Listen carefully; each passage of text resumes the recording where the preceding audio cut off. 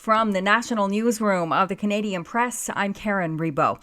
Prime Minister Mark Carney says U.S. President Donald Trump's updated tariff regime announced yesterday will impact the global economy and fundamentally change the international trading system. It will be negative on the U.S. economy. That will have an impact on us. But the series of measures will directly affect millions of Canadians.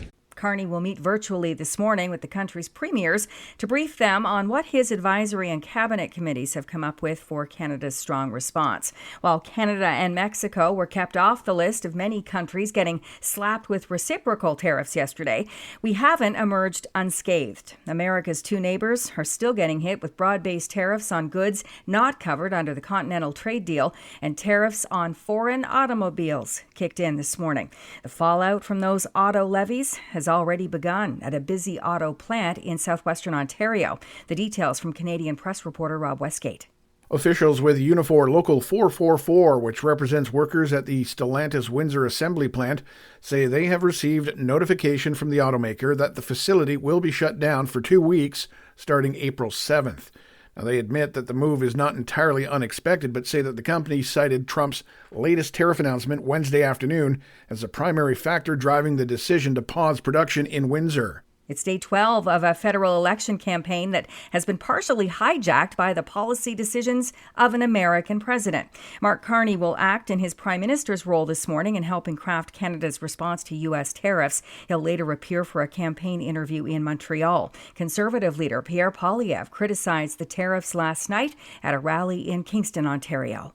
The president is betraying America's closest friend and attacking our economy. Poilievre will hold a news conference in Kingston this morning and will attend a rally in Oshawa tonight. Freedom Convoy organizers Tamara Leach and Chris Barber are set to get their verdict in Ottawa today in the joint trial over their roles in the mass protest that rolled into the national capital more than 3 years ago. Both Canadians were charged with mischief, intimidation, and counseling others to break the law in their roles in the crippling 3-week protest that saw thousands of demonstrators and scores of trucks protesting pandemic health measures. And it's the closest some Uber fans will get to baseball superstar Shohei Ohtani. And these LA Dodgers fans were willing to put in the time. They are true fans bordering on fanatic. Hundreds of LA fans lined up outside Dodger Stadium for 12 hours or more Wednesday just to make sure they'd get a Shohei Ohtani bobblehead. Pablo Reyes waited outside the stadium all day. I'm waiting for so long, since 10 in the morning. Dude. It was worth it, though. It was worth it. Think waiting that long for an Ohtani bobblehead is nuts? Marcial says. Just get over it. We win. That's right. They're not like us. Dave Packer, ABC News. This is the Canadian Press. In sports, Anthony Stolarz made 29 saves in the Toronto Maple Leafs' 3-2 victory over the Florida Panthers that clinched a playoff spot for Toronto. First-year head coach Craig Berube praised his players for embracing his defensively responsible approach as the franchise looks to get over its chronic postseason hump.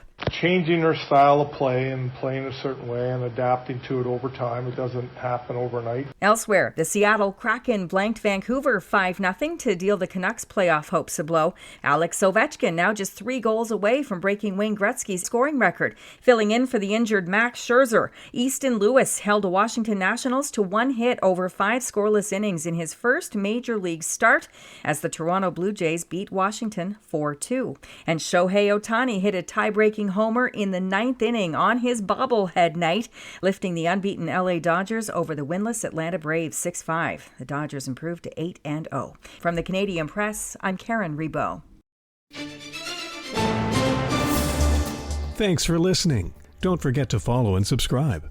For more of today's top stories, visit thecanadianpressnews.ca.